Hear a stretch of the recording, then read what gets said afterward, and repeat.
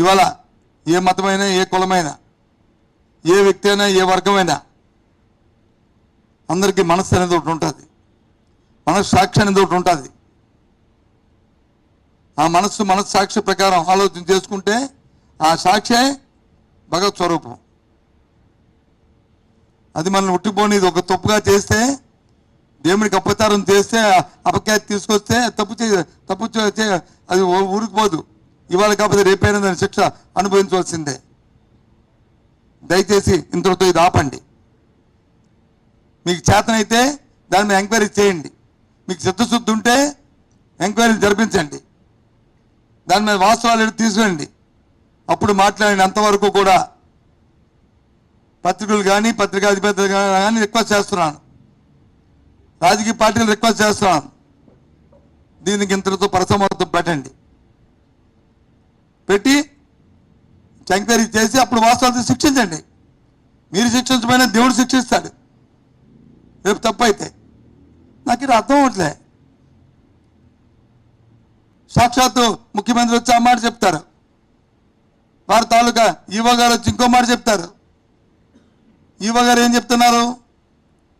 ఇలాంటి కార్యక్రమాలు వాళ్ళని దాంట్లో కలిసి మా ఏదైతే ఆ నెయ్యి ఉందో ఆ నెయ్యిలో వచ్చి కొంత కలుషితమైంది, దాంతో వెజిటబుల్స్ ఫ్యాట్ వచ్చి ఉన్నది, మేము దాన్ని తిరస్కరించాము, దాంతో ప్రసాదాలు చేయలేదు అని చెప్పారు. ఇవాళ కూడా సాక్షాత్ చెప్పారు. గత ప్రభుత్వాల్లో ఒక ఆచారం ఉంది, ఎప్పటి నుంచో టీడీలో ఒక ఆచారం ఉంది. ఏ ట్యాంకర్ అయినా వస్తే దాన్ని వచ్చి వాళ్ళని టెస్ట్ చేయడము, వివిధ ల్యాబుల్లో వచ్చే దానికి క్రాస్ చెక్ చేయడము, అది వాస్తవం అయితే బాగుంటే మన టీడీ నామ్స్ ప్రకారం ఉంటే దాన్ని వచ్చి ఎలా చేయడము, లేకపోతే రిజెక్ట్ చేయడము.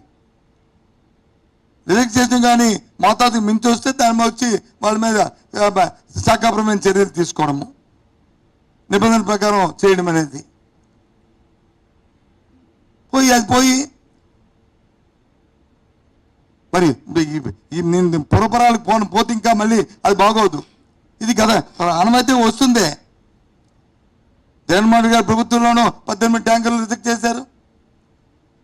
అంతకుముందు చంద్రబాబు నాయుడు గారి ప్రభుత్వంలోనూ 14 ట్యాంకర్ని రిజెక్ట్ చేశారు. ఇది వాస్తవం కాదా? ఇవి లెక్కలు తప్ప? ఎందుకు ఇది? అవసరం లేని సందర్భాన్ని, అవసరం లేని సమస్యను తీసుకొచ్చి